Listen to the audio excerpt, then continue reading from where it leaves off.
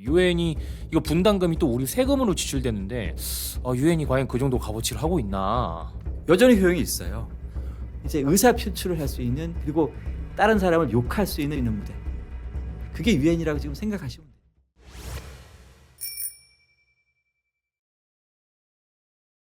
예, 안녕하세요. 저는 서울대학교 정치외교학부에서 근무하고 있는 조동준입니다. 네, 교수님 반갑습니다. 반갑습니다. 네. 그러면 교수님, 제가 오늘 교수님 모시고 꼭 듣고 싶었던 얘기가 있습니다. 단어 좀 여쭤보고 싶은데 유엔과 같은 국제기구가 더 이상 효용이 있을까요? 여전히 효용이 있어요.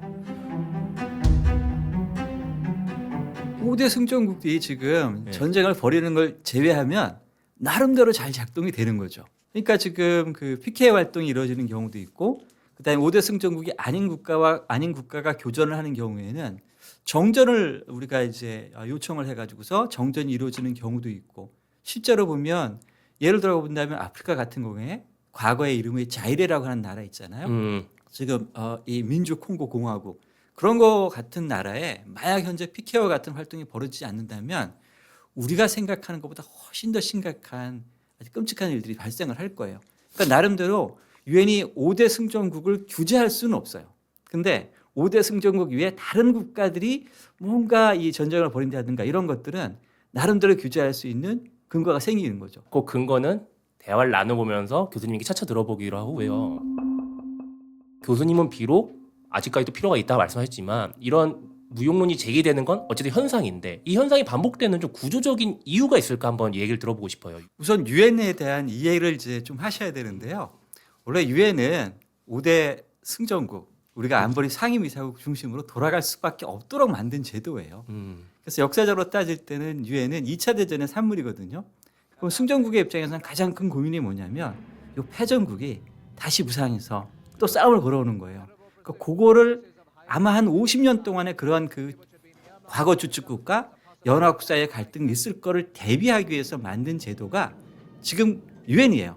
그러니까 유엔은 기본적으로 이 5대 상임이사국이 직접 다른 나라를 공격하는 그런 게 아니라 이 5대 상임이사국과 과거 유엔에 속해 있던 국가들이 공격받을 때를 대비해서 만든 그런 기구이기 때문에 기본적으로 현재와 같이 5대 상임이사국이 직접 교전에 참여하는 경우를 규율할 수가 없어요.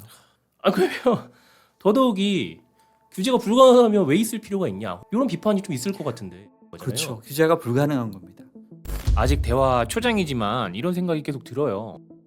유엔이 이거 분담금이 또 우리 세금으로 지출되는데 유엔이 과연 그 정도 값어치를 하고 있나? 자, 일단 그럼 뭐 효용 문제는 차차 더 얘기해 보도록 하고요. 국가 간 분쟁이 발생했을 때 유엔이 뭐 어떻게 개입한다 하는 매뉴얼이 있을 거잖아요.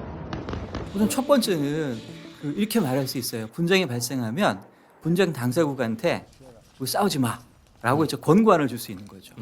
그래서 이제 권고안을 줬는데 말을 안 들으면 거기서 조금 더 나가요. 그러니까 어떻게 되냐면 이제 결의안 같은 형태를 만들어서 둘이 좀 싸우지 않았으면 좋겠는데 이런 형태로 좀 말할 수 있는 거죠. 이 결의안은 법적 구속력까지는 갖지 못한 상태가 됩니다. 그러고 난 후에 이제 이 말을 안 들으면 이제부터 유엔 차원에서 조사를 해야 돼요.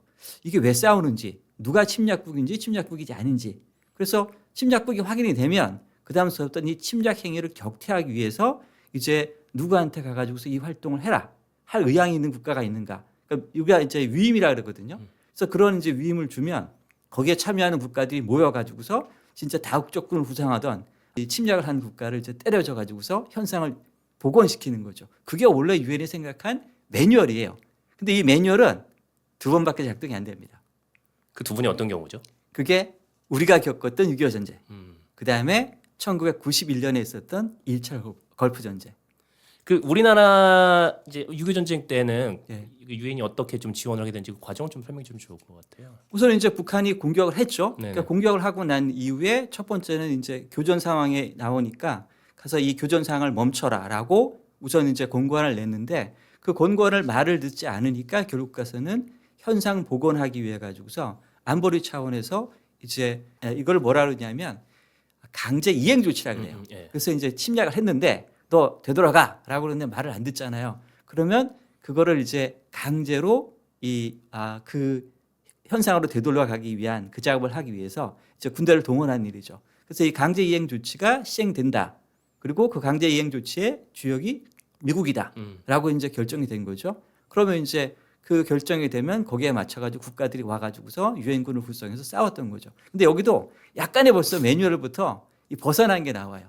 원래는 안보와 관련돼서는 안보리가 그러니까요. 주체가 돼야 되거든요. 네. 근데 그 다음에 이제 초기에 안보리가 강제이행 조치를 결정하는 그 순간까지는 소련이 이 안보리 의사 결정 과정에 들어오지 않았었어요.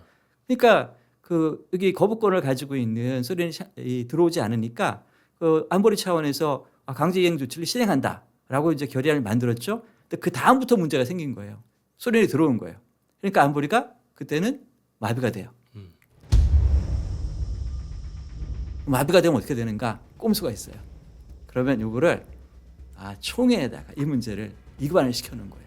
총회라는 것도 그 안보리 상임위 5개국 회의랑 또 다른 개념인 건가요? 다른 개념이죠. 안보와 관련되어 있는 사항은 안보리가 전담을 한다. 일차적 기관이라고 했는데 그게 이제 안보리가 5개 국가가 상임이사국이 서로 의견이 맞지 않으면 마비돼 버려요. 그 경우에는 약간 우회적으로 이거를 이제 그 이 총회한테 넘기는 그런 이제 관행이 있는 거죠.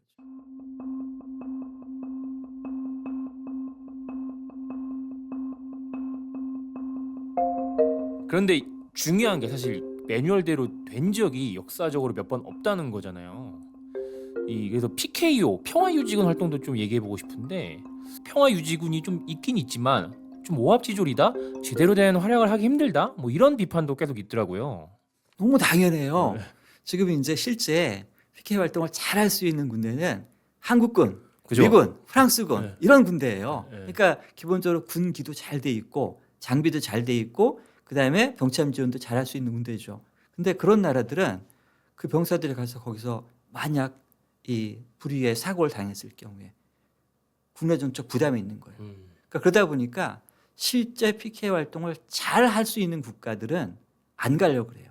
반면에 PK 활동이 약간 좀 미안한 얘기지만 돈벌이인 국가들이 많습니다. 그래서 그 돈벌이를 하는 국가들은 가보면 이제 그 유엔 그 사무국에 가면 그 평화유지 국이 있거든요. 네. 평화유지국에 보면 거기 막 장군들이 막 와가지고서요, 우리 군대 더 많이 좀 써줘라고 해요. 그리고 이제 그게 약간의 이제 편법인 게 PK 활동에 들어가는 경비는 국제사회 전반적으로 분담 구매해가지고 나눠 가져요. 그러니까 국제사회가 비용을 주는 거죠. 그러면 이제 예를 들어서 병사들이 그 참전할 때 PK 활동에 참여하면 돈을 많이 받습니다. 근데 많이 받는데 이 약간 저소득 국가 같은 경우에는 그 병사들이 그거를 다 가지지 못해요. 그러니까 약간의 이제 여러 가지 편법들이 있습니다. 그래가지고서 병사들이 이만큼을 받는다면 실제는 이만큼은 그 군에 뛰어 들어가게 되고 그게 그 군대에 사실은 군사비를 충원하는데 무척 중요해요. 그러면 어쨌든 지금까지 약간 매뉴얼적인 걸 설명해 주셨으니까 지금 현 시점과 한번 결부지어서 질문을 드려보고 싶어요. 러시아 우크라이나 전쟁 때 예, 사실 러시아가 우크라이나 침략한 거잖아요. 예, 그 전쟁 중에 러시아 드론 보면 이란에서 수입한 것 같은 드론도 있었고 북한 같은 경우는 아예 병력을 파병했고 예, 이란이랑 북한이 근데 유엔 제재를 뭐 무서워할 국가도 아니고 그렇죠. 이게 유명무실한 것 같은데 유망무실할 수밖에 없어요. 네. 그러면 이거는 이제 러시아가 침공을 했으니까 침략국이에요. 그러면 이 안건을 안보리에서 다룰 수 있는 의자가 기본적으로 채택돼야 되는데 의자가 채택된다 하더라도 토의하고 난 후에 우리 결정합시다 그럴 때 그때는 이렇게 말하는 거죠. 러시아 입장에서는 나 거부권 행사해 버릴래. 그러면 끝이에요. 거기서 아무것도 안 나올 수가 없습니다. 그럼 아까 말씀한 우리나라 사례처럼 편법으로 그럼 총회 이거를 의제를 넘기는 거는 그런 식으로는 할 수 없는 건가요? 총회에서 의자를 넘기기 위해서는 절차적으로 가능할 수 있어요. 어떻게 되냐면 15개 국가가 있잖아요. 네. 그래가지고서 만약에 지금 이제 러우 전쟁을 예를 들어보자면 러시아를 제외한 그 국가들이 14개 국가들이 이제 우리가 의견을 모아서 이 문제는 러시아 때문에 안보리가 다룰 수 없으니까 총회로 넘기자라고 해서 총회한테 넘기면 그 다음에 나타나는 현상은 뭐냐면 숫자가 너무 많아요. 각자 이해관계도 너무 많고. 예.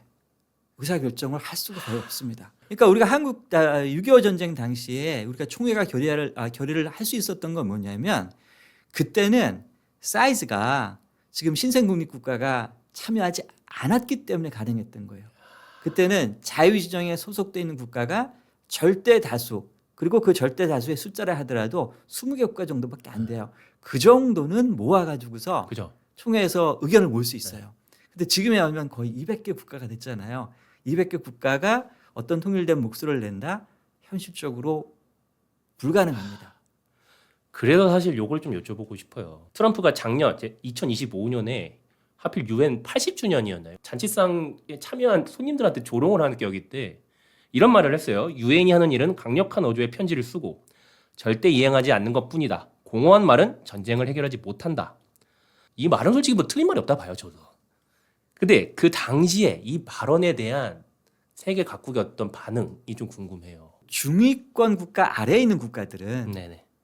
국제사회에서 아무런 발언권이 없어요. 발언을 해도 관심을 못 가져요. 자, 그런데 지금 유엔 총회가 있을 때 우리가 제너럴 디베이트라 해서 정상들이 와가지고 15분 동안 연설할 수 있는 기회가 거기 주어지거든요. 네네.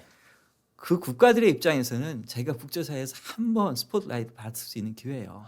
그렇기 때문에 이 기회가 정말 약소국 중위권에 있는 국가들한테는 너무 중요합니다. 자기를 한번 국제사회에 대해서 내가 중요한 게 뭐야, 자국이 중요한 게 뭐야라는 거를 한번 보여줄 수 있는 정말 절호의 찬스예요. 그러니까 이거를 놓치지 않으려고 그러죠. 그러니까 그런 측면에서 최소한 나의 불만, 나의 관심사 이런 것들을 국제사회에서 말할 수 있는 그 자리가 그게 유엔이라고 지금 생각하시면 돼요. 실행기관이라기보다는 이제 의사 표출을 할 수 있는, 그리고 다른 사람을 욕할 수 있는 무대, 그렇게 생각하시면 됩니다. 아 근데 자유 발언 때 같은 예, 느낌이네요. 맞습니다. 예, 자유 발언을 하면서 동시에 다른 사람들한테 욕도 막 할 수 있는. 그에 반해 트럼프는 사실 올해 초에 벌써 뭐 유엔 정확히 말하면 유엔 산하기구지만 기구를 탈퇴를 했고 이 사람은 사실 WTO도 무력화시켰잖아요. 저는 그렇죠. 이런 말도 많이 나와요. 트럼프도 유엔 탈퇴하겠다. 아니, 탈퇴는 안 할 거예요. 왜냐하면 지금 미국한테도 여전히 유엔도 되게 중요하고요. 그다음에 미국한테 중요한 유엔 산하기구 전문기구의 특징은 뭐냐면 가중투표제를 가지고 있는 거예요. 그게 어떤 개념입니까? 그러니까 일국 일표제가 아니라 내가 기여하는 바에 맞춰가지고 투표권의 비중이 큰 곳이 있어요. 예를 들어보자면 그게 IMF, 아, 그다음에 세계 통화기금, 예. 그다음에 이 월드뱅크, 세계은행 이런 것들은 미국의 지분이 한 16% 정도 돼요.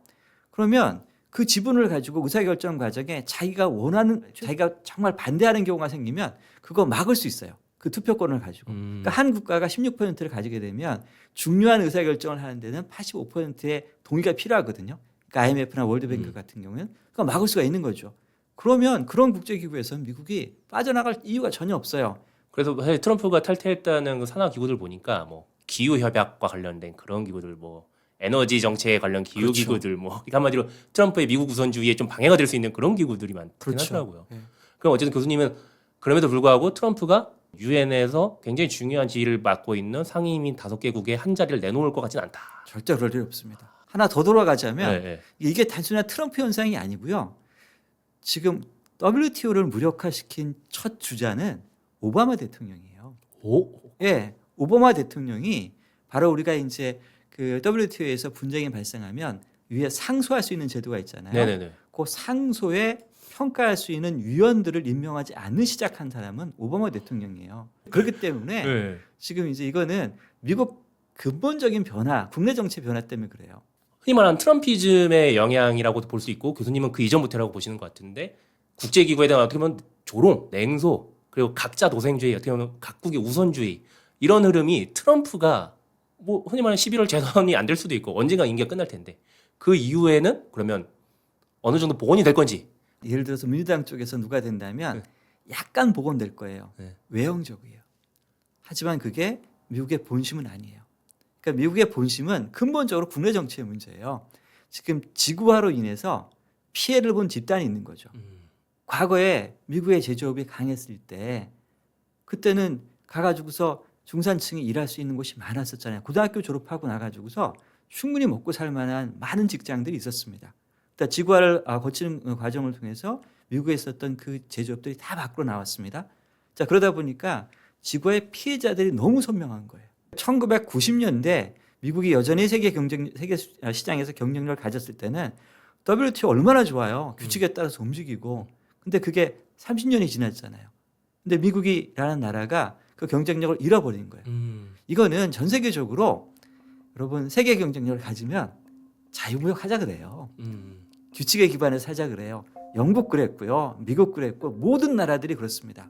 근데 바로 자기가 세계 경쟁력에서 세계 시장에서 경쟁력을 잃어버린 그 순간서부터 이제 그 국가들은 보호를 칠 수밖에 없습니다.